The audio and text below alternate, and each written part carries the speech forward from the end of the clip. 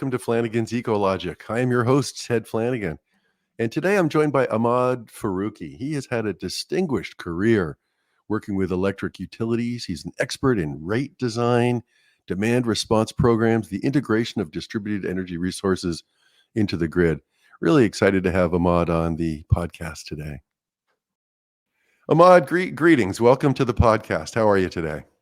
Thank you. I'm doing very well. Pleasure to be here. I'm really glad to have you on the podcast. And are you up in the Bay Area right now? Are you at your home office in the Bay Area? Yes, I'm in the San Francisco Bay Area in the East Bay near Mount Diablo. Near Mount Diablo. Okay. And I take it you've been there for quite a while. That's right. 1989 is when we moved in here, and we have not moved since then. That's the way to do it if you can, right?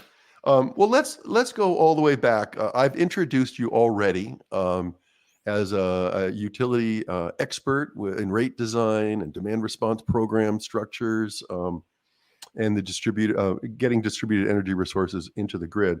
But before we get into your career, let's go all the way back. You were born and raised in Pakistan, correct? That is correct. Yes, 1953, April 25th. And at that time, I did a little bit of research, but Pakistan had recently become independent, right? Didn't independence happen just a few years before that? 1947, yeah. August of 1947, India and Pakistan both gained independence from what was then called Great Britain. And what was happening then on the ground in that time? I know it was very tumultuous. There was geographic controversy between India and Pakistan. It had settled down by the time I arrived. Kashmir was and continues to be, of course, the bone of contention between the two countries. But my dad actually worked for an electric utility. He was a resident engineer at a power plant. So I grew up next to a power plant. We were in a compound of houses, and the power plant was the main attraction, so to speak. Of course, I didn't know that one day my career would go in that direction. But, there are things that happen in life that you can never anticipate. All I remember is when I was 5 years old, there was a coup. The army took over, and the troops arrived at our doorsteps because of the powerhouse. And Dad got a call at 5 a.m. from the guard saying, the army is here, what am I supposed to do? And Dad said, let them in. I mean, there's no way we can hold off the army. And so the tanks just rolled in. And I remember all of that in the background of my mind as I grew up. And then he was transferred to another area and then yet to another area. So I attended Catholic schools every place I went because he wanted me to get his children to get the best education. Of course, we were Muslims, and the Catholic schools were not Muslim schools. They were parochial schools. We had, however, a figure of Jesus Christ on the cross in every classroom, and none of us knew what it was. They never told us what it was. And some of us thought it was a plus sign, actually. And so then we grew, and we became friendly with the Christians, and then high school came, and then war broke out with India in 1965. And that's when I was really sort of intrigued by the army as a career. I mean, they were so well dressed. They had the best cars. They had the best equipment, etc. The glamour of the army was, and I had many relatives in the army as well. So I wanted to go and join the army and finish the job, which the 1965 war couldn't do, which is take over New Delhi and conquer India. And so I had my dreams as a teenager. My dad didn't want me to go in the army. He thought it was not for the people who are smart. He said the ones who can't do anything else go in the army. I said, what about all these relatives that we have? He said, well, leave them aside. I'm talking about you. So then he knew I wasn't going to let go. So he and a cousin of mine who was a colonel in the army, a medical doctor, they did a strategic invitation for me to go and get a medical checkup done. And I failed the medical checkup, according to this relative colonel of mine, for various reasons. chest expansion was insufficient. I had flat feet. I had knocked knees. I said, what does that have to do with being in the army? I'm going to be in a tank. No, you need to run fast. I said, I don't need to run. I'll be in a tank. But somehow what that did was it tanked my desire to go into the army. They just rejected me. Yeah. And so then I wasn't sure what I was going to do as a career. Everybody else in the family was an engineer. So I thought, okay, I become an engineer. But even though I was good in physics and chemistry, I was terrible at the lab experiments. I couldn't get the titration to work or the resonance to happen. So my dad and my brother said, well, he won't make it into engineering school. We have to find something else for him to do. There's a professor who was a cousin of mine at the university, and she was consulted. Dad liked her. She was his niece. And she said, I think we need somebody in the civil service because our family doesn't have anyone in the civil service. Civil service is where the power resided in those days. To get into the civil service, you needed to have a master's degree in something. It could be anything. And then you had to take a competitive exam. And then you were in, and now you were a very powerful individual once you were in that civil service. So somehow I ended up in economics simply to get a degree that would qualify me for the civil service exam. And so I go into economics, and then I fell in love with the subject. And civil service was the last thing I wanted to do. I wanted to become a professor of economics. And so once I graduated, I thought, okay, you needed a PhD to be a professor, right? So I thought, okay, I'd go to some other country to get a PhD. I studied German for 1 year in case I get a German scholarship. I, of course, knew English, so I thought maybe I'd go to England. But England was no longer what it used to be. America was where everybody was focused on. Long story short, I ended up coming to UC Davis to study economics, to get a PhD, probably in Pakistani economics, and then go back and teach there at my University of Karachi. Well, the energy crisis happened just as soon as I arrived in the US in 1974. And the California Energy Commission was created. And when the first summer arrived, they called me. They said, we could use some of your assistance on some of these forecasting projects. So I said, okay, I don't know anything about energy, and I don't know what a kilowatt hour is from a kilowatt, but okay, I'll do a summer internship. I liked it so much that next year when they called, I'd finished my coursework, and they said, we have a position for postgraduate researchers, and you can essentially get paid to write your dissertation. So that's what I ended up doing. A year and a half at the CEC, wrote my dissertation. They offered me a job. I didn't even apply for it, but they offered it to me. And I thought, okay, this is great. I'll just work here. And Davis is where I live and work in Sacramento. But then somebody else who was more senior to me, he came to me and he said, don't take this job. This is not the place for you. You're too good for the Energy Commission. Wasn't sure what to make of that. It was gave me a funny feeling. So then I applied elsewhere as well. And SCE offered me a job, which I almost took. But then EPRI came up with a better offer. And so I took the job at EPRI. I mean, I didn't want to move down south. Let me interrupt. Just a great explanation of how you got from Pakistan to America. But what I'm puzzled by is you have published so many articles as a defense analyst and focused on Pakistan's defense. When did you do that? So it never left me. I still regretted not going into the army. There was something inside of me that was waiting to come out. And it came out in 1999 when the Pakistani army attacked Indian positions in Kargil in northern Kashmir. General Musharraf was the army chief. I was so incensed. Now, my views had changed about the army. I used to be very pro-army. And then in my spare time at the library at UC Davis, I would read the Pakistani newspapers. Again, you can get the boy out of Karachi. You cannot get Karachi out of the boy. That was so true of me. I was living. My wife didn't care.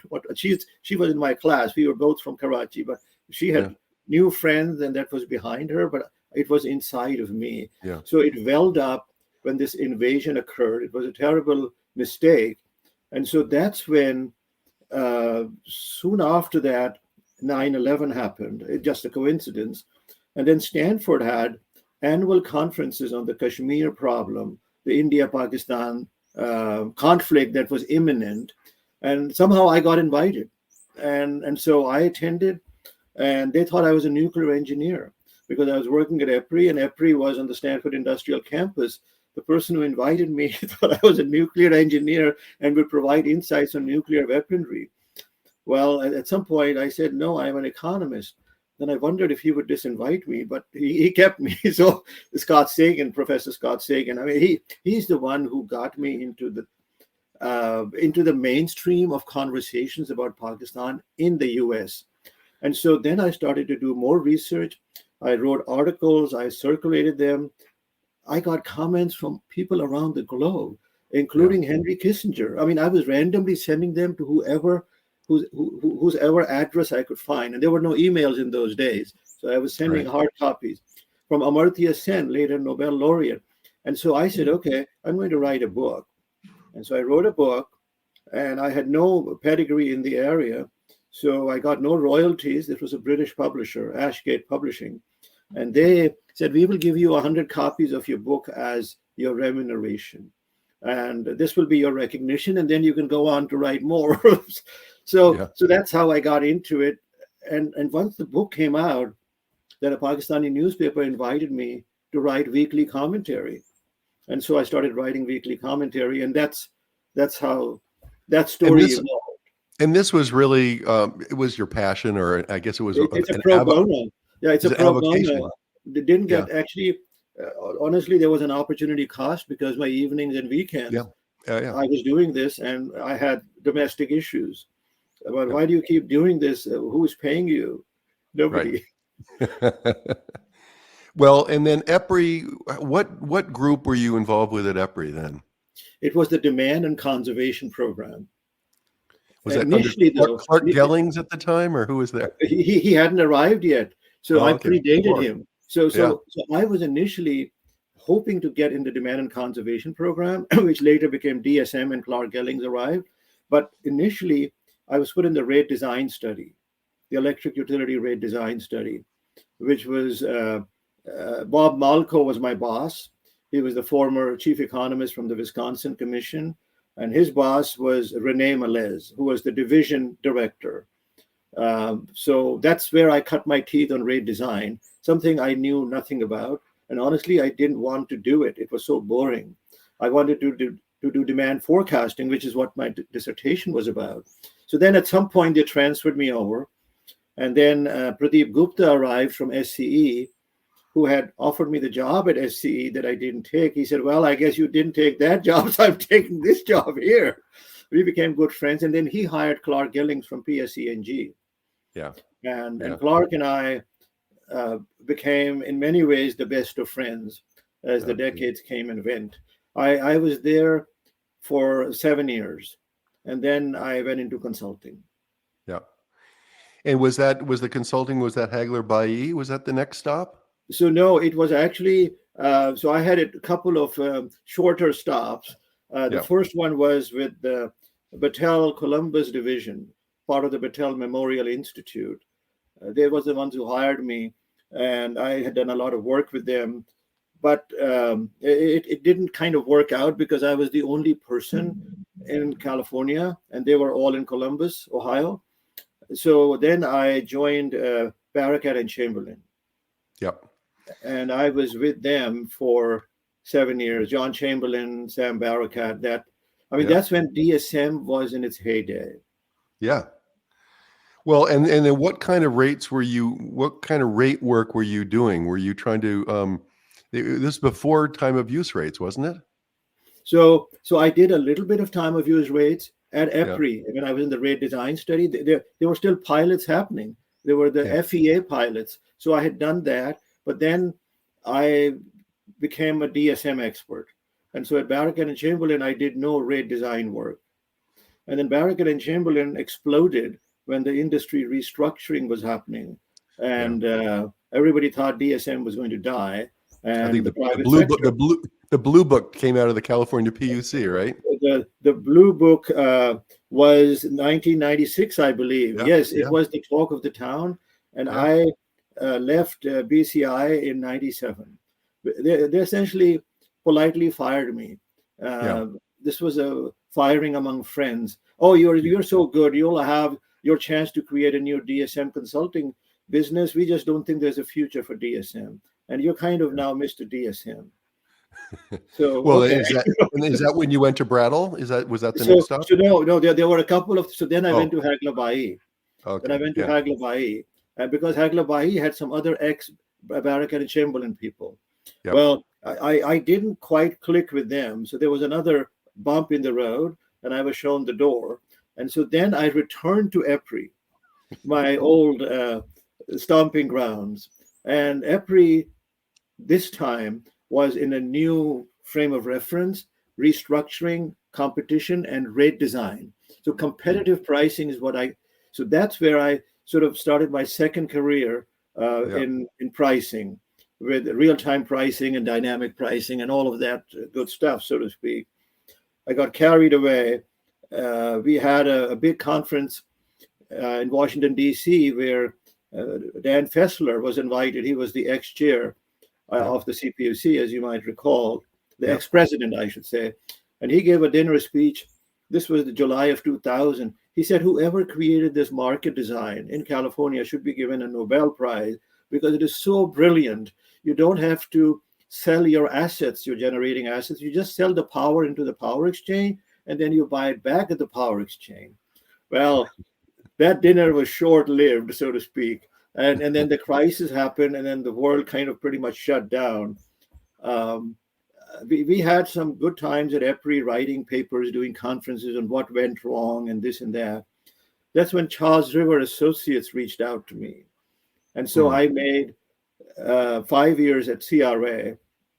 We did the statewide pricing pilot in California, which actually opened the door to smart meters in the state and eventually to time of use pricing in the state. It was, as I look back, probably the best project in my entire career. We had 30 stakeholders. We would meet every 6 weeks, opposing sides, and all kinds of views, utilities, stakeholders, every 6 weeks. It was like a brotherhood or sisterhood or whatever you call it, the humanhood that was created. And those relationships have continued to this day. So that was the statewide pricing pilot. And CRA loved it so much, they put it in their annual report. They went public, and they actually recruited people by showing this is the kind of good stuff we do. And then our business slowed down, and they showed me the door. That's how life is, right, in corporate America. So that's when I called Peter Fox-Penner, who I knew for years at Brattle. And he had also previously been at CRA. I had known him from my EPRI days. He said, you can join tomorrow if you want. No interview needed. I said, no, I think it's still good to go through the interview process. So then this was 2006. And when I arrived at Brattle, I was the only one who did anything with retail markets. Anyone who did with the consumer, all of the stuff they did was wholesale markets and so on and so forth. Yeah. Except for a little bit that Peter did. So you really saw the utility industry in the United States sort of go from just very basic pricing, right? Very basic rate structures, different rates for residential versus commercial, industrial, but well, we haven't really gotten to real-time pricing or dynamic pricing in many instances yet. But you've really seen the industry get more sophisticated in terms of rates. That is correct, and it has taken all the hair from my head to do it. I mean, it has been a very onerous and difficult and contentious journey. It's but I must admit, I have. Sorry. No, I was just going to say these rate cases, which you must have ended up as an expert witness again and again, very contentious, right? I mean, you're talking about taking money from one customer class and giving it to another or subsidizing. I mean, there's all the allegations, right? You're basically you're accused of every moral and immoral sin under the sun. Yeah. You're defending the vested interests. You're defending the shareholders. And somehow I was viewed as being anti-consumer by many parties. And of course, I must say there were times when I felt I was being asked to say something for a hidden agenda that I didn't fully grasp. There were moments of contrition that I had. And then over time, particularly on the solar issue, it became very apparent to me that there was a conflict of interest between what I wanted to do and say and what my clients wanted to do and say. And that's when I had the parting of the ways. I think it was around 2019 with most of my clients. And they couldn't figure out what had happened to me. I was still the same person, but somehow I had begun to see, like one of them said to me, "Oh, you have now gone over to the dark side." I said, "No, I have gone over to the bright side. You're the one who's left behind in the dark side." I mean, it got pretty contentious. What was your vision then? What could, I mean, just try to make it as simple as possible for our listeners. What can rates do that you would, in the ideal, if you could just sort of say, "Oh, okay, I'm in charge now," what can rates do that will help our society? I think rates can give us the price signal as to when to consume power and how much to consume power, and also what type of power to consume. So rates are very powerful. They are the only device we really have in any market economy. I mean, you have a choice to go to Costco or to go to Safeway. The prices are different. You make your choice. It's the same exact commodity, and you make choices. I mean, the same thing is true for everything you buy, whether it's clothing, housing, shelter. But when we come to electricity, we have a regulated monopoly issue. I mean, we all have, our view of that. But basically, looking particularly at my own home state, California has now been my home state since 1974. Rates have gone up and up and up as if there is no tomorrow. And the question arises, why is there no limit to it? Why is there no competition? Well, solar is competition. On rooftop, solar is competition. And of course, that's why the utilities hate it. And they will never say that, right? They will always say, "Oh, we are very supportive of solar. It's just that we won't give you much for it when you export. We'll give you just 20% of what you pay when you import." I mean, those are the kinds of logical shows that are being put on, because otherwise they say you'll be stealing money from the poor. Right. Why didn't utilities get into the distributed energy resource business? Why? If I mean, I remember David Moskowitz, commissioner from Maine. Remember David, pig farmer from Maine, and or John Rowe, CEO of Exelon, saying that I'm just a rat. Wherever the cheese is, I'll go there. Why did we in America, why did we allow there to be, all these solar companies that are competing with the utilities? Why couldn't the utilities just offer us rooftop solar? Well, that is the $64 million question, Okay. right? And it's not that they haven't tried. I mean, they have been trying for 25 years to get into the energy services business, broadly defined. Yeah. I'll give you one example before I come to solar. This was the state of Washington. Puget Sound Energy wanted to offer energy services to households. Only half of the state's energy efficiency goals were being met, and the other half were not being met. So the utility said the barrier is lack of money to invest in the energy efficient equipment. So we will solve that problem by giving the customer the new equipment, leasing it, and letting them pay for it through their monthly bill. I mean, that's an idea that has been around for a while. They actually pushed on it. They had me as an expert witness to support the concept. It died on the moment the hearings began. I was in the room, and the first question from the chair of the commission to the senior VP of the utility was, "Do you realize there are many contractors in the room who think you are competing with them through this particular proceedings by trying to take away their business, and you are a regulated monopoly. They are a competitive entity, so you have an unfair advantage. Have you talked to them?" And the VP said, "No, we haven't." Well, then come back after you've talked with them, case closed. Yeah, figure out a collaborative way of using that labor pool, perhaps. And so the same scenario stares them in the face as they look at distributed energy resources. Yeah. And I have said this at many times in conferences, even before I retired, that if utilities were allowed to do rooftop solar and put it in the rateways, they would be the strongest advocates of rooftop solar.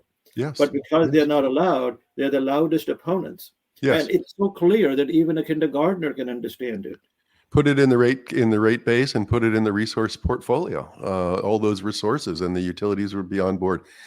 Let's dive into the net energy metering or the net billing issue now. And I have done podcasts on this already, so our listeners are aware that we've gone from a net energy metering 1 to net energy metering 2, and now we have something called net billing that really dramatically reduced the export values whenever you're exporting to the grid. The very functioning of the net metering, whenever you're exporting to the grid, the deal is much, much worse. Why did our governor go along with this when we've got, as a state, we've got such strong climate protection goals?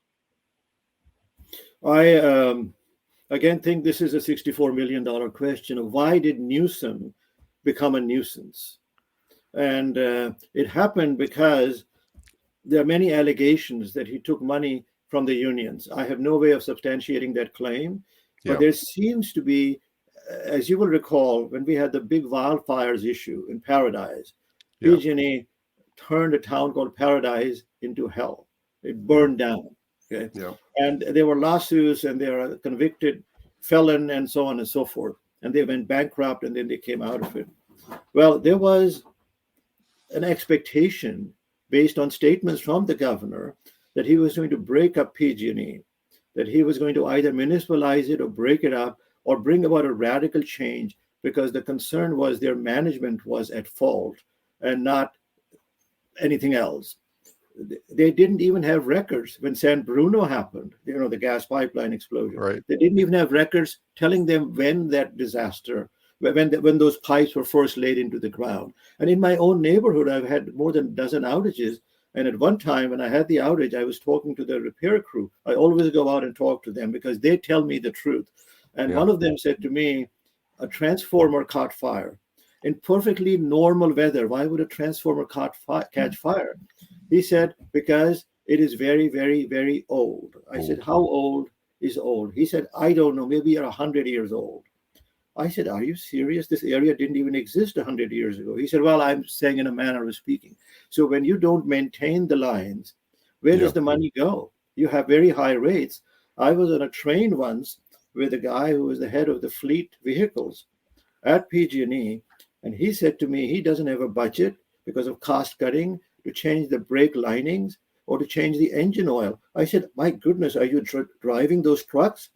He said, what else can I do? He said, I'm going to go there to beg for money to change the brake lining, to have a budget for that. I mean, this is atrocious beyond words. Of course, a lot of this is written up in the Catherine Blunt book, right? California is Burning. But she still doesn't have all of the facts that I have. I wrote a review of her book. And again, I have nothing against PG&E. I mean, I have many friends who still work there. I have known more than 200 people over the years at PG&E. My own daughter worked there for 1 year at one point. The problem is their upper management is disconnected from reality. They're not focused on what the customer cares about. But now I hear what you're saying is all very interesting, but the net energy metering debate, not just PG&E. I mean, we had San Diego Gas or Sempra, San Diego Gas and Electric, Southern California Edison, all rowing in the same direction here to limit or to retard the distributed energy resources. That is correct. They are united on many fronts. This is one of them. And why is that? Well, because all of them think of rooftop solar as a mortal dread. I mean, they live in dread of rooftop solar. One of them privately said to me that they expect that in the next 20 years, 50% of the houses in California will have rooftop solar. So I said, then why are you fighting it? Might as well accept it. Get ahead of the curve. Be part of it. Yeah. Yeah. I mean, but in private, many of them have told me, including senior VPs of utilities across the country that are fighting rooftop solar, they have solar on their own roof. Their own houses. Yeah. I mean, it's sort of like hypocrisy at its most blatant. So I probably shouldn't say more. I think I already have said more than I should have said. But I mean, the reality is the governor, I don't know. He's also supporting the fixed charge on incomes. So the governor has certainly lost his, he's no Jerry Brown. He's no Arnold Schwarzenegger. He's not a worthy successor to any of them. And actually, Schwarzenegger, you might remember, wrote a long op-ed in the New York Times when the initial net billing tariff proposal came out. Now, Jerry Brown has been asked by the LA Times more than once to comment on this, and he is very shy, otherwise a very blunt person, but he himself has rooftop solar and batteries, so he's off grid. It's no longer his issue. Let's wrap with a couple of questions. You are supposedly retired, right? Well, yes, I am, but I'm not tired. Yeah. I can tell you're still cranking away. You're just not working the 9 to 5 these days. Yeah, I mean, I wake up much later than I used to wake up. I'll be honest. You deserve it. You deserve it. Let's talk about your house just for a minute, because you're proud of what you've done, and I think I'm proud of what you've done. Talk about all the ways that you, as a consumer, are leading and showing others what they can do. So it's a 4-bedroom house, 2 stories, 2,500 square feet, not a huge mansion or anything. It's a typical middle class house, and built in 1979, so it's old. And so over the years, I have done energy efficiency improvements. And I guess the climax was in 2016, when I changed all my HVAC equipment and put in more attic insulation, also added fixed the duct leakage. I had duct leakage of 56%, which was impossible to comprehend, and it dropped down to 8%. So I did all of that. I gave away my electric spa, and now as a result of all of that, my bill went down by 25%, but it was still too high. It was $200 a month, and I was going to be retiring relatively soon. So I said, okay, I'm going to now do what I never thought I'd be doing, which is putting rooftop solar panels. And because I live in a court with 10 homes, 4 of them already had done what I was about to do. So I'm the 5th one. So I put rooftop solar, added a battery for backup during outages, and for arbitrage against the time of use rate, and bought an electric car. All of that happened in 2019. And the bill's still not zero, which many people claim it would be. It's between $50 and $80 a year, a month, which actually is higher than many apartments are paying. So I don't think that this cost shift argument has any legs to it. But I'm happy. I've had a lot of outages. The battery has kept me going. The electric car costs a third to drive than the gasoline car. And solar, of course, is the most charming thing, because I have an app, and the app is updating every 5 minutes. And in retirement, I spend a lot of time just looking at hourly solar production. Yeah, it feels good, doesn't it? It has a meditative quality, and I think I would highly recommend it for relief of the soul. Very good, very good. And what are you doing to keep balance in your life? I always ask this to people like you.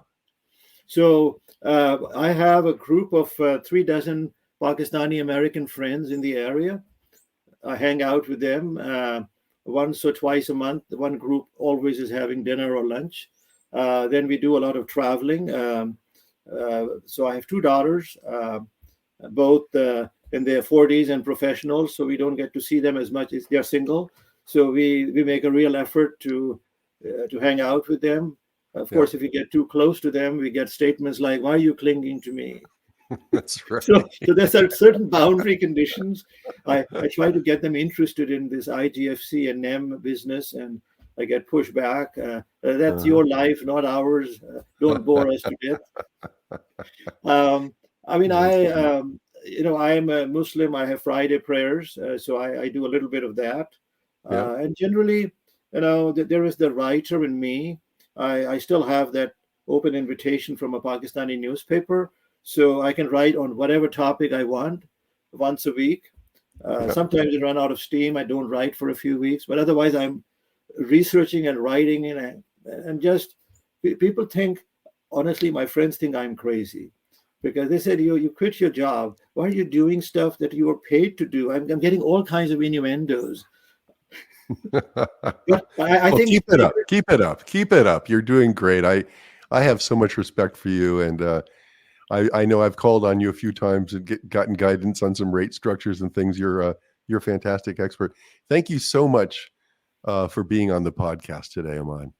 But it was a pleasure, and thank you for reaching out to me. I've always enjoyed our interactions. Yeah, well, we'll do it again too. So thanks again. That's it. Thanks for listening to Flanigan's Ecologic. We'll see you next time.